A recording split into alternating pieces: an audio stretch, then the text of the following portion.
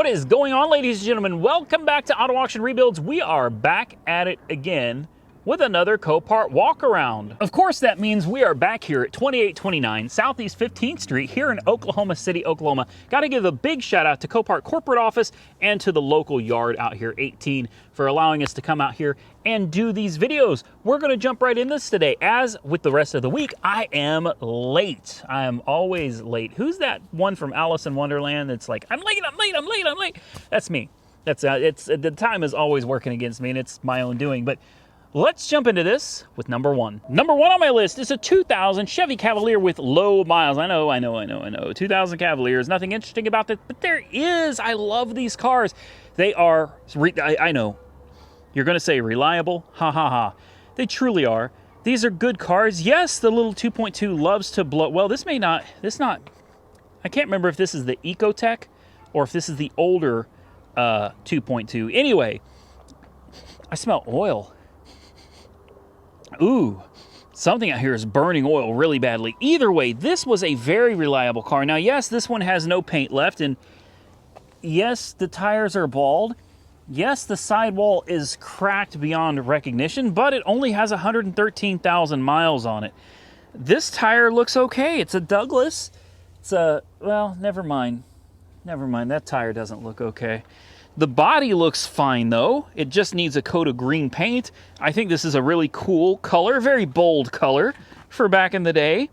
It's like that military green. It makes the car look... Okay, it doesn't make the car look... Oh, Lord have mercy. Are you serious right now? Ooh. Oh, is this a flood? What? No? It's just nasty. This is... Okay, look, I'll be the first to admit, I look through a lot of cars every week through the auctions website, but I think maybe maybe I went through the pictures a little too fast on this one, because this thing is nasty. Really nasty. Again, another bald tire, and the sidewall is destroyed. She needs a set of tires. She needs paint. I'm not sure why she's here. The miles are still low. I think the Auto Spa could bring the interior out, but the main thing for me is going to depend on what condition the dash is in. These dashes are kind of a pain when they start breaking and falling apart, and honestly, I've done them enough times I could do them in my sleep. Do I want to sit in here? That seat, this car is not. Yeah, dang, and that steering wheel, look at this. There's nothing left of it, man. Nothing left of it. It's destroyed. That's sad. I've got a very soft spot for the Cavalier. I really do. Dead as a doornail. I'm pretty sure this is going to be the Ecotech. This is not going to be the 2.2 that I was originally thinking that it was. Actually, it is not the Ecotech. This is exactly the 2.2 liter that I was thinking of. Not that I have any problems with the Ecotech. I don't. But I just prefer this motor. I cannot tell you how many of these engines I have torn down for head gaskets. You guys know this motor. Any of you older school folks like me, you know this motor, and you know exactly where the head gasket leaks from, right? Right here. Every time. In fact, let's see if we can zoom in on this just a tad bit. Right there, where that ledge is for the transmission, right there. Yeah, right there. Generally speaking, when the head gasket starts going out, it will start leaking all out of there and all down the front of the motor. And it gives you plenty of time, guys. That's what I always loved about this car is, yes, it had a fault that caused head gasket failure, premature head gasket failure, and routine head gasket replacements.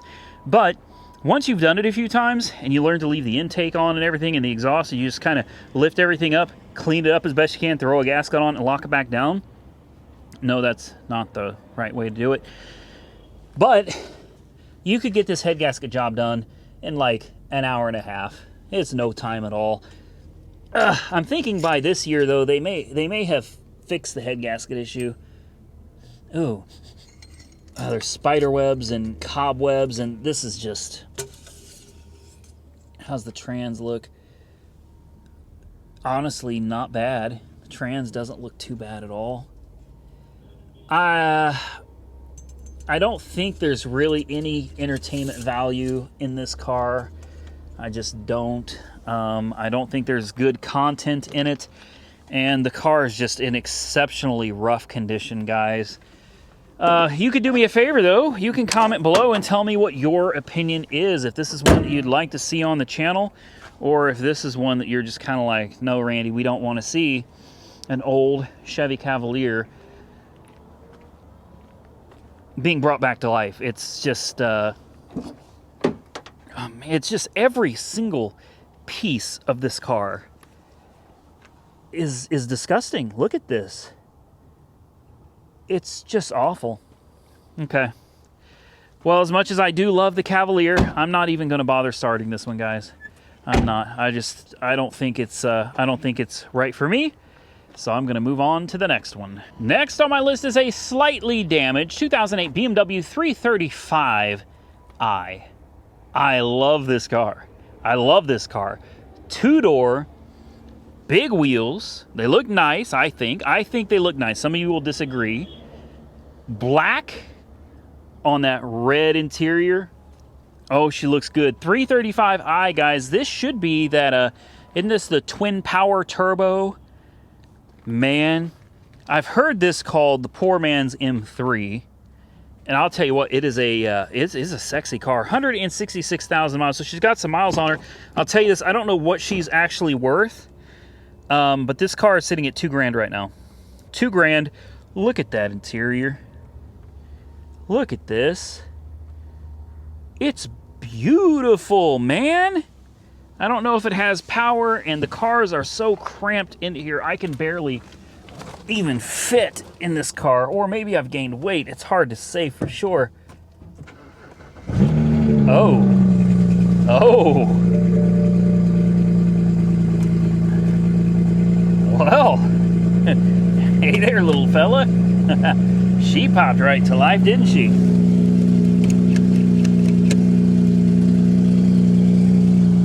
That sounds a little raspy, so I'm thinking somebody may have just cut the exhaust off and straight piped it. Looks pretty good, man. It really does. Right into gear. Right into drive. It fired up on its own. The important window works. That window also works. Of course, air conditioning is important. So we'll set those to low. And we'll crank the air up a little bit. Air conditioning on. And we'll see if that works. And while we're waiting for that, looks like it did have an oil change recently. So that's good. Let's check under the hood if I can squeeze out of here again. I wonder what went through the front end of this. It definitely caused some damage. You know, you can't hide that. The hood has got a decent bend in it right there. The grill, well, it went right through, but there's your condenser, and the condenser doesn't look damaged to me. Got those halos, man. They look good. Good looking car. Good looking car. If we can figure out where there may be a little more damage under here. It's hard to tell, guys, and I can't find the where's the hood release? Heck, I don't even know where the hood release is. And the hood is bent. See, you have a hard time getting your hand in here to find the, and there's broken plastics. Dang, come on now. I bet it's under the side that's broken right here. Yeah, I can't, this sucks. This really sucks. I see the cable, but I don't see any levers or anything for popping this hood. Okay, let me mess with this for a minute. Let's see if we can figure it out. All right, I figured it out, and then I realized very quickly there was nothing under the hood that said bi-power turbo or turbo anything. And then I noticed the intake goes from here and right there and straight to the intake. So this doesn't look like it's a turbo at all. It has to be, man. It has to be. I know it is. Look, there's a charge pipe right there, way down there, right? So yeah, she's turbo. She's turbo. Charge pipe. I think it's a blow-off valve back there. But she's not running well at all, guys. She's running very poorly. And take a look at the amount of residue, crusties all around the overflow here. She was having some kind of cooling system issues, that's for dang sure. And I believe these little canisters here actually have something to do with the turbo on this car, because I watched legit street cars do something on one of these. I think Sam Crack had. I think it was one that a viewer donated to Sam. So yeah, I don't know. I guarantee you I'm not going to close this all the way. There we go. That thing was kind of a bear to open with the hood bent the way it is. Let's come back to the exhaust.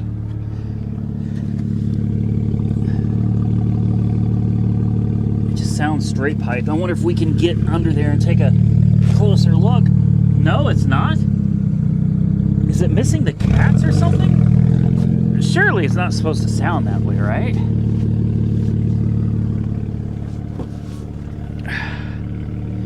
Let's see. We've had a lot of rain out here recently, so I always like to check. And yeah, actually, look, you can see black spots everywhere. Like maybe this thing has gotten wet. What is this? I don't know what the heck that thing is.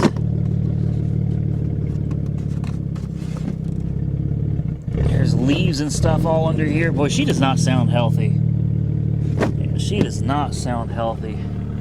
I'm wondering if we got a check engine light on yet. Very interested in this car. Really, really like this one, guys. I do. Air conditioning does work, yes. Yes, it's not the coldest, but it's definitely cold.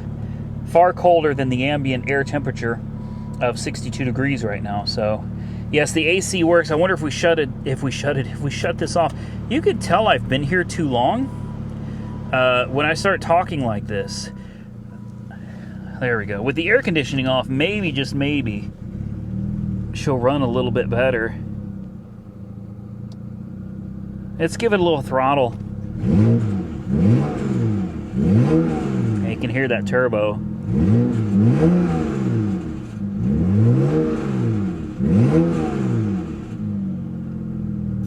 I mean, she's got good throttle, very responsive.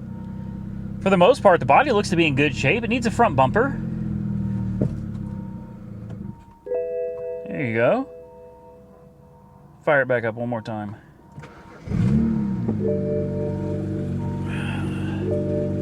There's no warning lights on at all, which is strange considering the way it's running. Something definitely seems to be off with it. Yeah, I have always wanted one of these. I really have.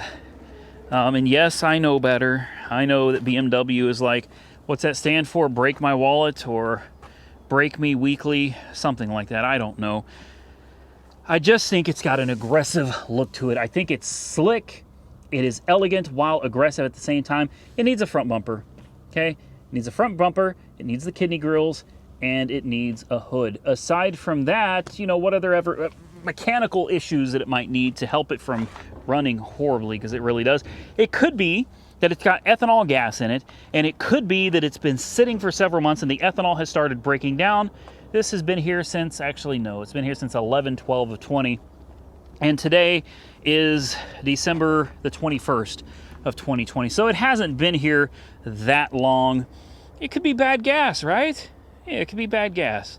That's what we're going to leave it at, because I really want to bid on this car. Next on my list, the 2010 Cobalt SS. Man, I saw the pictures and I was like, I got to come out here and look at this one. I gotta come out here and look at this one. Now, being a 2010, I believe this is a turbocharged, right? I could be wrong, but I'm pretty sure this one's gonna be turbocharged. Obviously, this is storm damage. We're getting a lot of storm damage cars. Something fell on the hood, no big deal. Came across here and, ooh, man. Yeah, damaged the pillar. That sucks right there. Not the end of the world, but yeah, look, you can see all the debris from the tree. So it's going to need a hood. If you wanted to go ahead and just, you know, ignore this and replace the windshield, I suppose you could. You could do that. We've got those beautiful 18s on the front. You got the Brembo brakes right there. Aside from that, she's a nice looking car, guys. She's a really nice looking car. The tires look almost brand new. Yes, it is turbocharged, okay? And I know there's a lot of you that prefer the turbocharged to the supercharged. She's sick, guys. I want it bad. Okay, and a fender. Obviously, a little bit of pillar damage right here. That you could definitely ignore because it's such a tiny little ding. Fender, hood, windshield, and you could be driving this thing every day, man. This could be your daily. 125,000 miles, so the miles are reasonable, decent.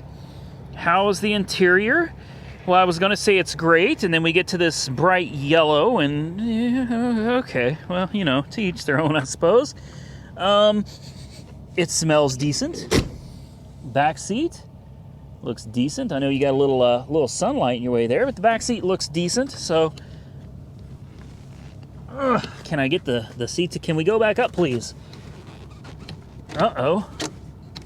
There we go. Okay, there we go. Oh, the Cobalt SS got... Uh-oh, what is this? What is this?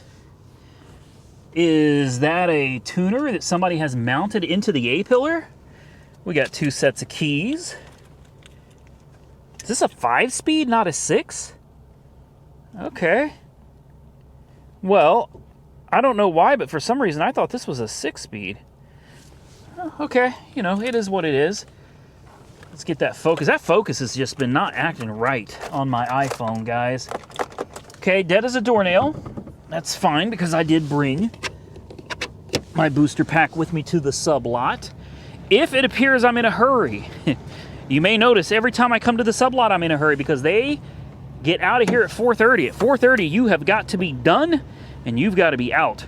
And it is 4 o'clock. So I've got 30 minutes to record the next 3 cars.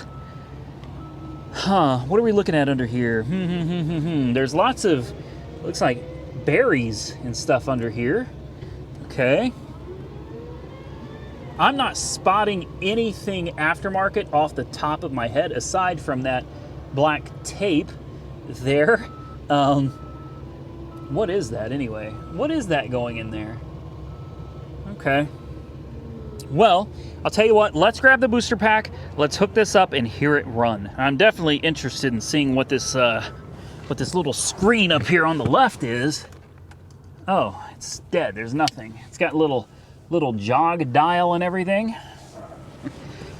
Well, I heard everything come to life, so I don't know what, oh, just a bad connection there. There we go. Hopefully that resolves. Let's try not to walk in the mud if at all possible. It's still fairly wet out here. Okay. May have to wait for this to warm up. What does that say? I can't even read that. Can you guys read that? Setup menu, gauge appearance, shift light setup, indicators on off, screen order, contrast. Boy, brightness would be great, wouldn't it? Yeah, okay. Anyway, enough horsing around with that thing. The clutch feels nice. Fired right up, no issue. How does the steering feel? Steering feels good. Got that Pioneer system in here. Air conditioning. Let's put it on vent there, and while we're waiting for that, I'm going to scoot the seat up just a tad. There are no warning lights on the dash right now. Does the important window work? It does. Yes. And looks like we've got a note here that says key fobs don't work. Okay, well that's good to know. we got the book, and that's really about it. Let's go ahead and put it in gear. Yeah, sure thing. Clutch is nice in this, man. Oh, it's got that shift interlock, reverse interlock, or reverse lockout. Okay, yes, very well. Put the e-brake on. E-brake is solid. Let's give it a little throttle.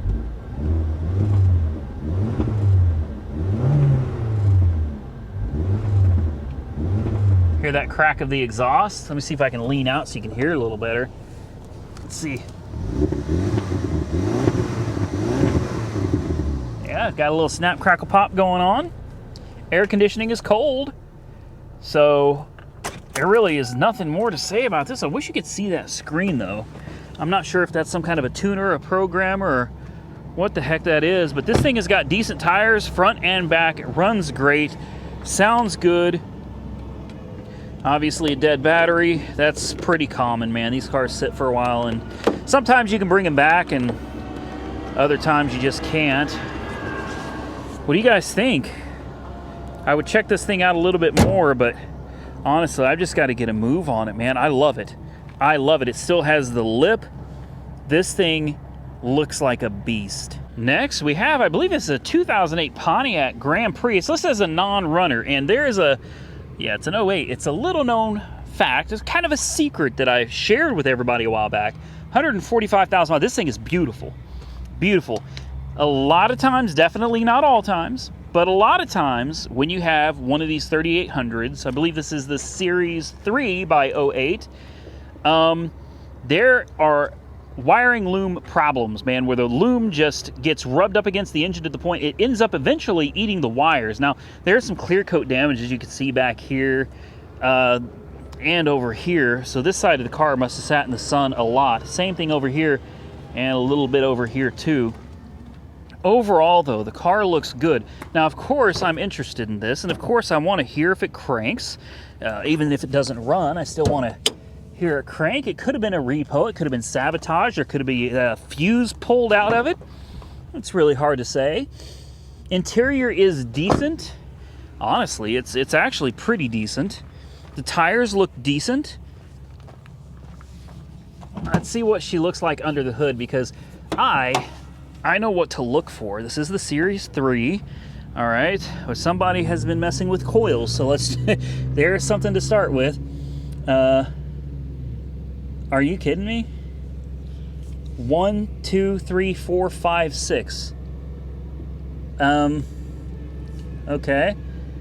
1, 2. Oh, there's been mice under here too.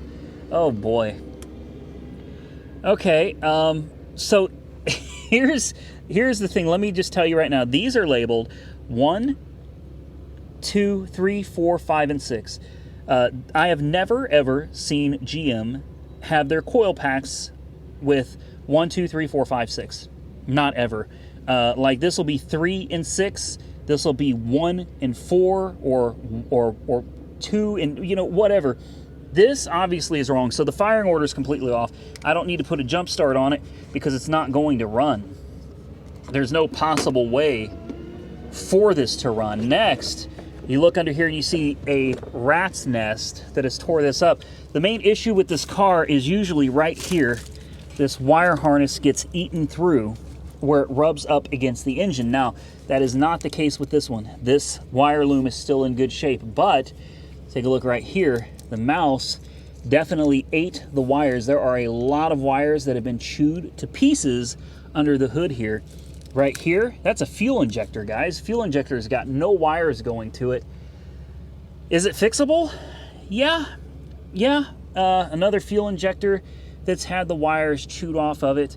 There's mouse crap, rat crap, or something all over under here. So, yes, we could probably get her running again.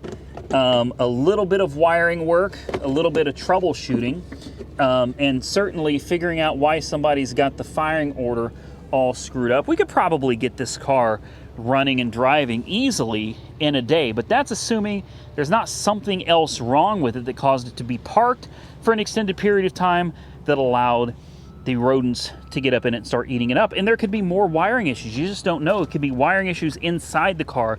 We don't know. Like I said, no reason to put a booster pack on this because she's not going to run. Like, I can promise you from the chewed wires and the fact that I know the firing order is off severely, there's no way in hell this car is going to run. So what is it worth? Honestly, to me, not much of anything. I don't think it's a great content car. It's not something that's going to flip for a lot of money.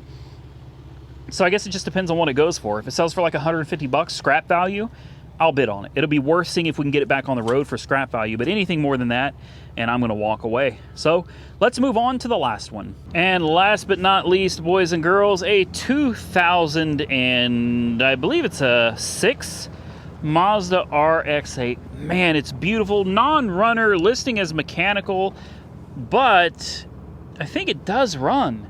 I'm pretty sure the listing said run, but the windshield says non-runner. 130,000 miles on the odometer. It's got a beautiful paint job. Oh, I knew it. I knew it. I knew it. I knew it. It's a Shinka. It's a Shinka. Oh, I thought I recognized that color. I thought I recognized that color. We have 20 minutes to finish this video and get out of here. And this one is like, of all the cars I've looked at this week, except for maybe, possibly, that Impala, the four-door, this one is high up on my list. I have made out like a bandit buying 2 of these and selling both of them. I've made good money on these cars, guys. Good money on these. Needs a good cleaning. The auto, it's an automatic though. Ew, man. Oh, that sucks. The automatics aren't as powerful. Red line's not the same in an automatic as it is on the stick shift. So that kind of sucks. But I mean, at the same time, I guess this car, oh, this hood's already open. This car would appeal to, you know, all the people that can't drive a stick. Let's see if it's got power. They usually don't. It's got that interesting key card. If it does, that's worth some money. Yes, this right here, this, when I went to the Mazda, I think they told me it was like $600 for this key fob. The car smells good. It does. It smells really, really good. Let's take a look under the hood and see what we can see. See if we can take a look at the coils, if they've been upgraded. These things start just kind of quitting on you if you don't take care of them. They require a special kind of driving style, guys. You don't drive one of these like a grandma. They don't do well if you do that. They want to be driven hard. They like to be revved high. They like to have oil mixed with the gasoline. There's a certain kind of oil. You don't want to use synthetic on these because it's supposed to burn oil. It's made to do that. There's just a lot of things that most people don't know about these cars, and unfortunately, they end up destroying them because they just don't know. They just don't know. I mean, I didn't either. Who am I kidding? I didn't know either.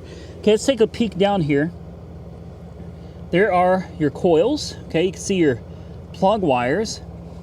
The coils look to be, they look pretty stock to me. Oil filter is hidden down there. That's a Fram. Okay. All right. Well, there's not really much else for me to check over here, so I'd say it's worth putting a jump on it. We can go ahead and check the oil real quick, see what she looks like. All right, there's the oil. Let's plug that back in, and let's go ahead and get a jump pack put on this, and let's find out if it actually runs or not, because right now I'm very confused. It's also worth mentioning that generally speaking, jumper packs are not going to fire these things off. These are high compression motors, and they require a lot of juice to spin the motor really, really fast to get it to actually fire up, guys. And a lot of times a booster pack just won't cut it. But I think my no-code GB150 should be up to the task. It can start a diesel truck in the dead of winter. Ask me how I know. There she goes.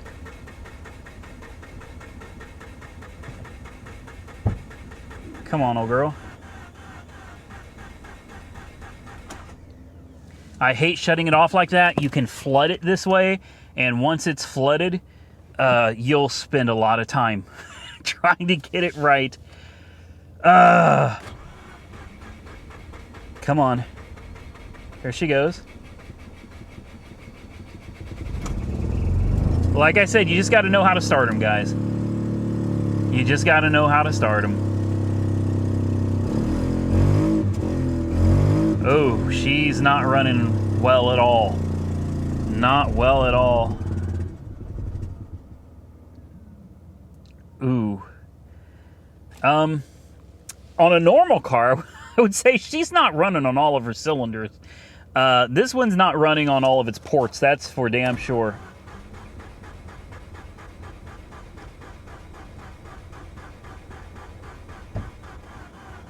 No. I don't think she's gonna run again. Come on. No, she's not gonna run again, and I'm gonna burn up my battery pack. We got it to start. Unfortunately, that was it. This definitely has a mechanical problem, no doubt about that. So the listing is very accurate.